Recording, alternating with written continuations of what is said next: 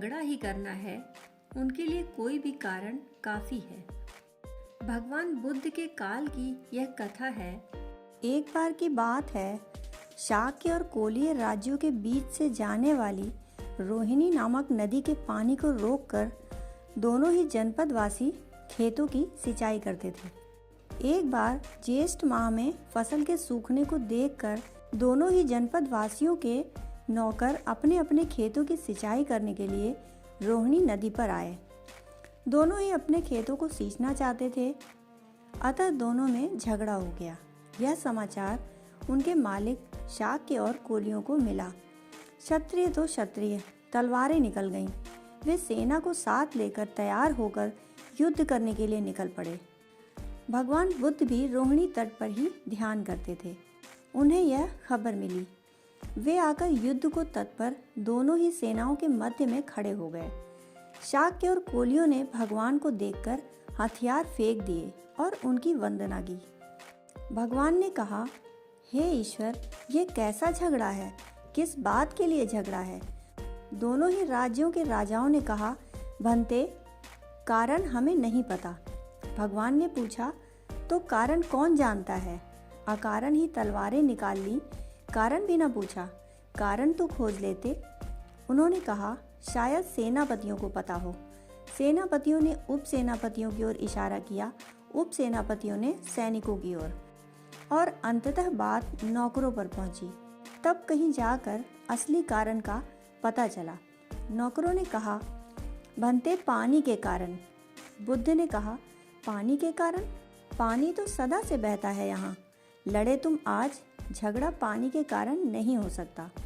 नौकरों ने कहा, झगड़ा यह है कि पानी का पहले उपयोग कौन करे। तो बुद्ध बोले, पहले के कारण, पानी के कारण नहीं, प्रथम कौन हो, पानी को दोष मत दो। बुद्ध हंसे और उन्होंने शाक्यों और कोलियों के प्रधानों से पूछा, महाराज, पानी का क्या मूल्य है? राजा बहुत लज्जित हुए। वह सर झुकाते हुए बोले, अल्प मात्र भंते, ना कुछ के बराबर। बुद्ध ने पूछा, पानी का क्या मूल्य है और मनुष्यों का क्या मूल्य है? राजा और भी सकुचाए और बोले, अमूल्य, मनुष्य से ज्यादा मूल्यवान और क्या है? बुद्ध ने कहा, तो फिर सोचो, अल्प मात्र मूल्य के लिए अमूल्य को मिटाने चले हो, पानी के लिए रक्त बहाने चले हो, और नदी ऐसी ही बहती रहेगी। तुम गिरोगे, कटोगे, मरोगे, और नदी ऐसी ही बहती रहेगी। ऐसी ही बहती रही है और नदी को पता भी न चलेगा। असार के लिए सार को गंवाते हो, कंकड़ पत्थरों के लिए हीरे जवाहरात फेंकने चले हो। इसीलिए तुम्हारे जीवन में दुख है, चिंता है, अंधकार है।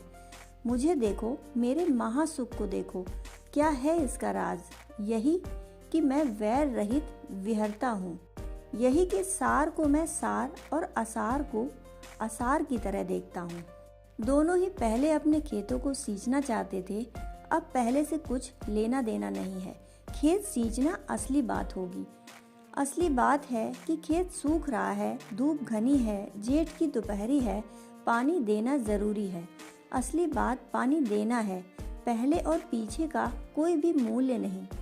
लेकिन जीवन के सारे झगड़े पहले और पीछे के झगड़े हैं। खेत वेत तो एक तरफ पड़े रह गए।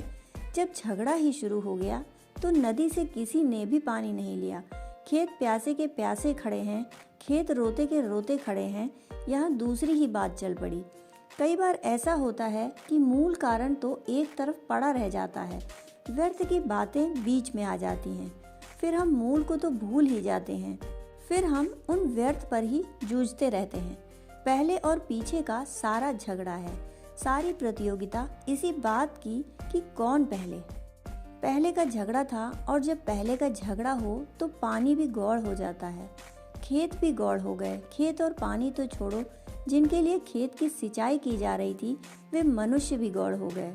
जिनके लिए भोजन जुटाने के लिए खेत खड़े थे वे मनुष्य भी गौड़ हो गए। झगड़ा इतना बढ़ गया। झगड़ा है क्या सारी दुनिया में? रूस का अमेरिका का झगड़ा क्या है? भारत पाकिस्तान का झगड़ा क्या है? चीन तिब्बत का झगड़ा क्या है? इजराइल इजिप्ट का झगड़ा क्या है? वही झगड़ा है, उसी झगड़े की यह कहानी है। बुद्ध देख रहे हैं कि बात कुछ नहीं, बात तो सदा ही ना कुछ है। अगर हम अपने जीवन के उपद्रवों के कारण की खोज में जाएंगे तो आखिर में सदा ऐसी ही कोई क्षुद्र बात होगी, लेकिन क्षुद्र को तूल मिल जाता है। कारण यहाँ किसी को भी पता नहीं है कि झगड़े क्यों हो रहे हैं। आदमी झगड़ना चाहता है तो कारण खोज ही लेता है। झगड़े कारणों से थोड़े ही होते हैं, झगड़े के लिए कारण ईजाद हो जाते हैं। फिर हम कहते हैं कि कारण है, झगड़ा इसलिए हो रहा है। लेकिन हम कभी देखें अपने ही भीतर, जब हम झगड़ा करने की वृत्ति में होते हैं तब कोई भी कारण खोज लेते हैं। कोई भी कारण, घर आए और सब्जी में नमक कम है, बस पर्याप्त है कि हमने थाली फेंक दी। हालांकि इतनी सी बात से थाली फेंकने का कोई अर्थ न था।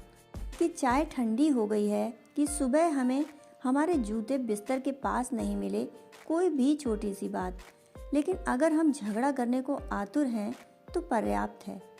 सच तो यह है कि अगर हमारी झगड़े की आतुरता न होती तो शायद बात हमें दिखाई भी न पड़ती। हमारी झगड़े की आतुरता के कारण ही कोई भी कारण खूंटी बन जाता है, और कारण तो हम बहुत बड़ा करके बताने लगते हैं ताकि जिम्मेवारी भी अपने ऊपर न रह जाए। जिम्मेवारी भी दूसरे पर थोप देते हैं कि हम क्या करें, मजबूरी थी, दूसरे ने मजबूर कर दिया। दोस्तों, कहानी सुनने के लिए आपका बहुत बहुत आभार।